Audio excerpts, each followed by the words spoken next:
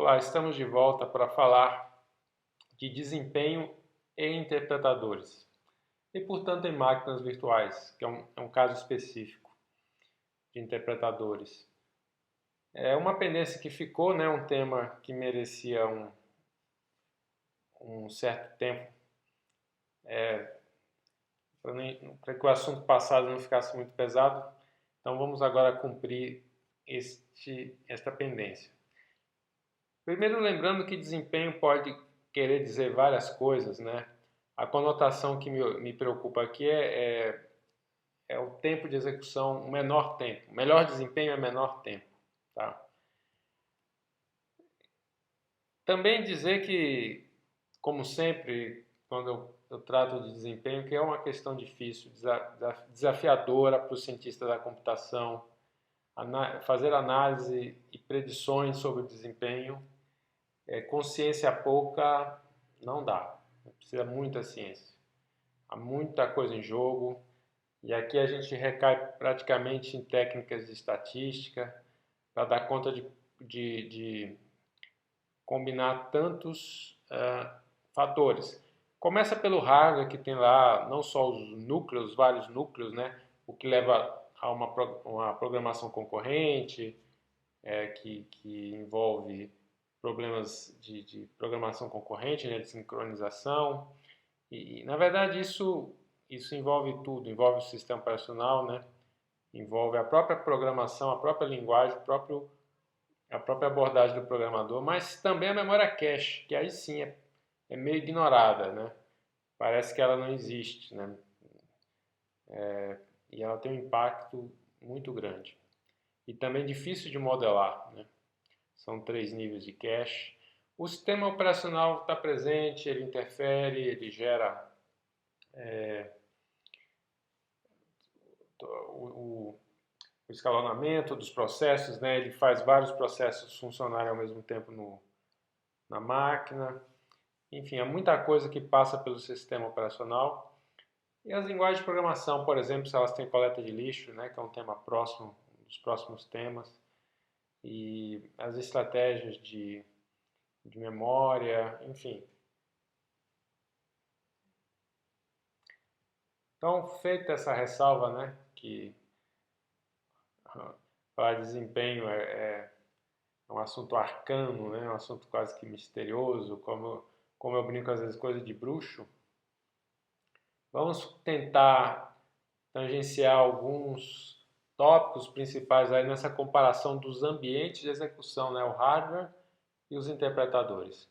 Então, a resposta imediata é que o hardware é obviamente mais rápido. Então, assim, é natural, né? E, né, visto que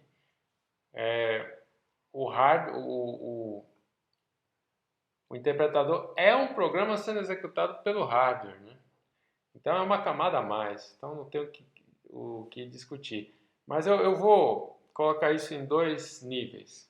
Um primeiro nível, um primeiro motivo, né, dessa desvantagem dos interpretadores vem no tipo de linguagem, tá? Que no caso aqui do hardware, código de máquina é binária e o interpretador em geral, o interpretador típico, é uma string, né, um texto. Então essa é uma tentativa de representar o fluxo aqui byte a byte. Então eu tenho aqui uma instrução em código de máquina de 32 bits. Aqui é uma instrução inventada, não tem nenhum sentido. Faz de conta que é uma arquitetura que isso aqui faz uma soma. E aqui nós temos numa linguagem, né, INT, espaço TOT, espaço igual. Quer dizer, o fato de ser vários bytes, um token aqui, né, um elemento, então tudo isso está sendo recebido caractere a caractere, espera terminar o caractere, detecta que é a análise léxica, né? Nós veremos todos esses tópicos, análise léxica, análise sintática, e depois tem a própria execução, né? Então, já há uma desvantagem, né? A linguagem binária é mais compacta, você puxa 4 bytes, você tem uma instrução que aqui são dezenas, pode ser dezenas de bytes, tá? Bom, isso a gente sabe que as máquinas virtuais especificamente não sofrem, porque elas também adotam uma linguagem binária, portanto compacta, e aqui eu estou reforçando a justificativa dessa escolha, né, das máquinas virtuais, essa escolha por uma linguagem binária. Neste aspecto apenas, elas estão ali para e passo com o código de máquina do hardware, tá? Os bytecodes delas. Tá? Então,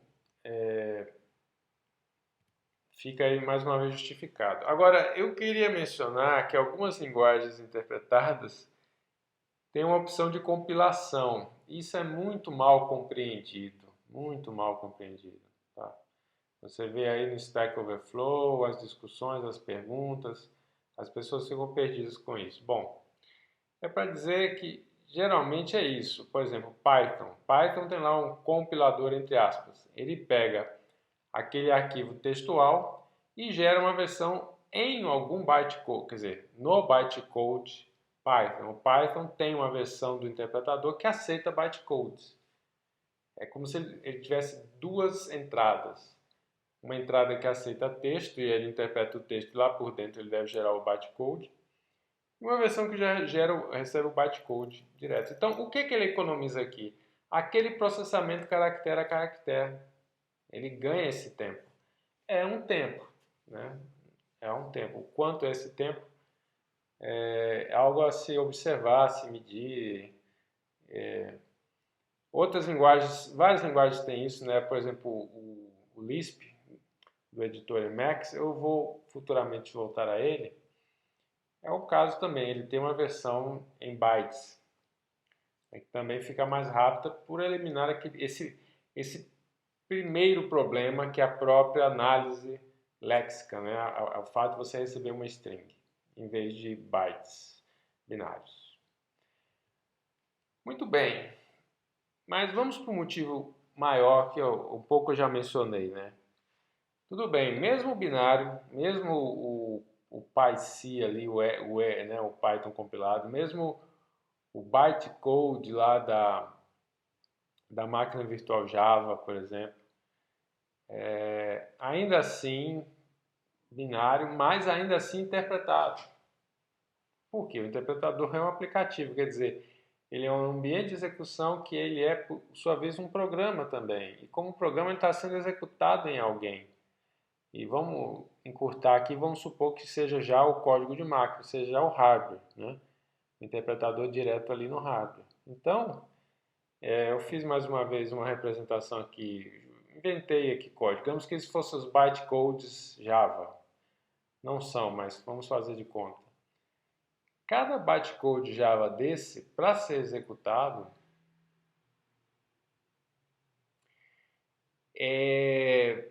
então mesmo que você já pegue aqui binário, vai ter toda uma análise desse binário, enfim, aqui está até fora de escala, deve ser muito, muito mais. Quer dizer, a execução de cada bytecode, embora já compacto em si, ainda assim tem que pegar, analisar o bytecode, ver se ele está certo. Se ele estiver certo, tem que pegar as partes e aí ir para uma execução, né? Então, tudo isso consome muitas instruções. Então, duas instruções lado a lado, por exemplo, de soma, uma de soma aqui e uma de soma aqui, não tem nem o que dizer, né? Essa de soma aqui passa por uma série de passos que a outra já vai direto e em uma instrução só correspondente seria executado. Tá? Então, sim, o hardware é muito mais interessante em termos de desempenho. Essa é a resposta natural, mas nem tudo é tão simples. É aí que quando eu falo que desempenho exige muito conhecimento e as linguagens de programação complicam bastante, mais do que é atribuído, mais do que é reconhecido aí nos vídeos, pelo YouTube, nos fóruns, o pessoal esquece que tem coisas, né? Por exemplo, os compiladores JIT, ou Just in Time, ou seja, em cima da hora. é um compilador interno ao interpretador ou máquina virtual, tá? Então, em vez de executar os bytecodes um por um, puxar um bytecode, ver se ele está correto, pegar as partes dele, eu não estou falando nem do texto, porque também poderia ser com texto, tá? Eu já estou falando em bytecodes porque a gente já viu que já seria talvez o interpretador mais rápido. Então, em vez de pegar um por um, ele pega um pacote ali, ele pega vários e já compila tudo em código de máquina e passa a executar em código de máquina, internamente. Tá? Então a máquina virtual Java faz isso. É por isso que programas em Java demoram para carregar, o desempenho é pesado para carregar. Tá? Então existem esses mitos sobre a máquina virtual Java. Existe esse mito, principalmente quem usou Java lá nos anos 90, tinha aquela visão de que os bytecodes eram interpretados um a um. Tá? Isso logo ali no início, logo nos primeiros anos do Java, já mudou com a máquina virtual Hotspot, que é a atual, né? Na época ela era uma versão, ela era uma segunda máquina, mas hoje só existe ela, a Hotspot, que justamente usa várias otimizações, uma delas é o compilador JIT. Tá? Então, a máquina virtual Java hoje, ela tem alguns problemas de desempenho, algumas questões de desempenho. Uma é a carga, é o começo, justamente por causa dessa compilação inicial. E uma outra questão é a coleta de lixo, é um tema que nós voltaremos, tá?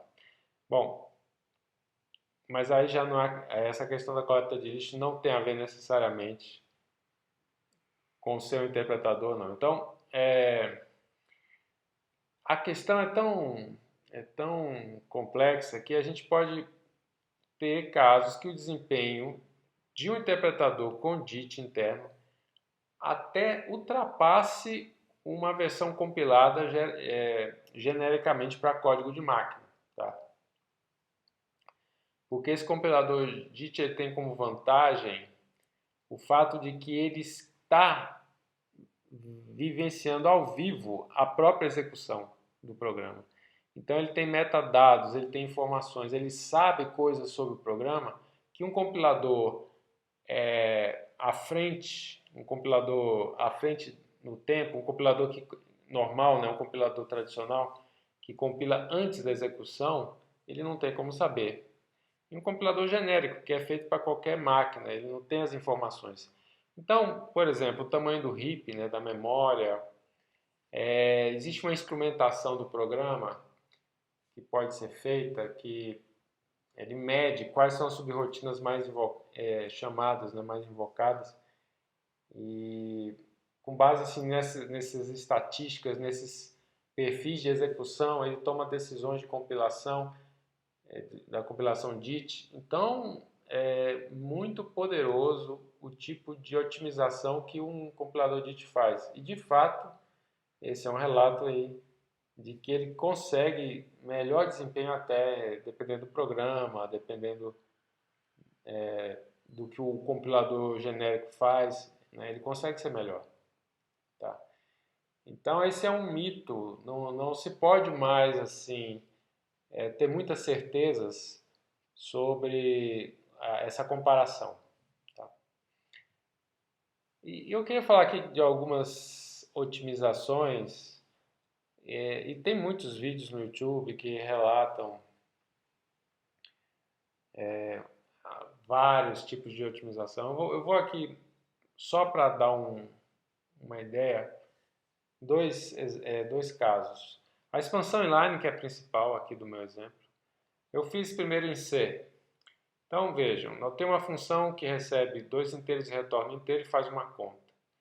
E eu uso essa função. Então, o que um compilador aqui que otimiza ele vai perceber? Que essa instrução é muito pequena. Ela ocupa poucas instruções. Então, o que ele faz? Em vez dele invocar, e aí tem uma chamada de pilha, que a gente já viu o custo, tem que empilhar, tem que desviar, ele simplesmente vai lá, em vez de chamar a função, ele já em loco, in place, né, inline, ele faz o que a função teria feito. Então, não há mais o desvio, não tem mais o empilhamento e desempilhamento, não tem mais esse ir e vir. Parece pouco, mas se você fizer uma estatística de muito uso e tal, isso pode ser considerável, tá? Mas, claro, isso vale mais para pequenas funções. Eu fiz aqui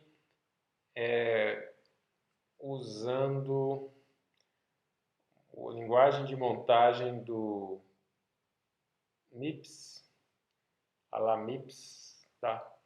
Então vamos ver aqui o que a subrotina faz. Eu deixei de cinza aqui, porque não é que ela deixe de existir, ela não é nem chamada neste caso, né? Ela pode ser chamada em outros casos, mas alguns pontos do programa que gerariam ir e vir, não tem mais. Então aqui nós somamos 0 com 29 no registrador S1, somamos 0 com 3 no registrador S2. É como se nós carregássemos os parâmetros, né? S1 e S2 são como parâmetros. Aí nós vamos lá e somamos S1 com S2 em S0. Então veja que houve uma soma, depois o resultado a gente subtrai de 127 e guarda em A, e aí retornamos. E esse resultado vai para T0. Então aqui a gente carrega em S1 e S2, já faz a soma e subtrai em T0. Não tem que ir e voltar. Então, veja que o processador pega código não linguagem de montagem, né? Isso aqui estaria em código binário, código de máquina, em bytecode. Ele vai reconhecer o bytecode de um jump para uma subrotina, vai reconhecer que a subrotina é pequena, vai reconhecer os registradores e vai alterar. Por exemplo, o A0 aqui, ó, ele troca por T0. Então, essa minha é uma explanação da ideia, tá? Quem for estudar os detalhes de como realmente é feito, vai ver como isso é mais complexo e engenhoso enfim, existe, funciona, né? O caso do loop unroll é muito mais simples de explicar. Você tem um laço com poucas interações. Então veja, você tem aqui um desvio que é do for, né? O for é um jump, é um desvio. Você tem comparações, tem quantas instruções. Se a gente visse o código de máquina disso para 3 vezes, ora, já chama, troca esse código. Aqui eu fiz na linguagem de alto nível. Se eu tivesse feito em linguagem de montagem, apareceriam aqui diversas instruções e todo esse trabalho, por que não já chamar 3 vezes assim, né? Então, esse tipo de otimização os compiladores por aí fazem. Bom, gente, então eu espero rapidinho ter dado uma ideia aí. Essa foi um vídeo rápido, levantando as questões. Então é isso. A priori, o interpretador, uma máquina virtual, é mais lenta, sim. Mas hoje a gente não sabe mais, porque tem o compilador JIT, tem as otimizações, né? É um mundo mais complexo, há muito menos verdades do que foi no passado, há muito menos certezas para um cientista da computação quando ele quer entender o desempenho, e as linguagens de programação entram na história mudando tudo. Então até a próxima. E aí uma das próximas é a segurança, né? Ficou dividido porque foi uma divisão que aconteceu lá nos encontros presenciais, mas a gente vai falar de segurança em máquinas virtuais.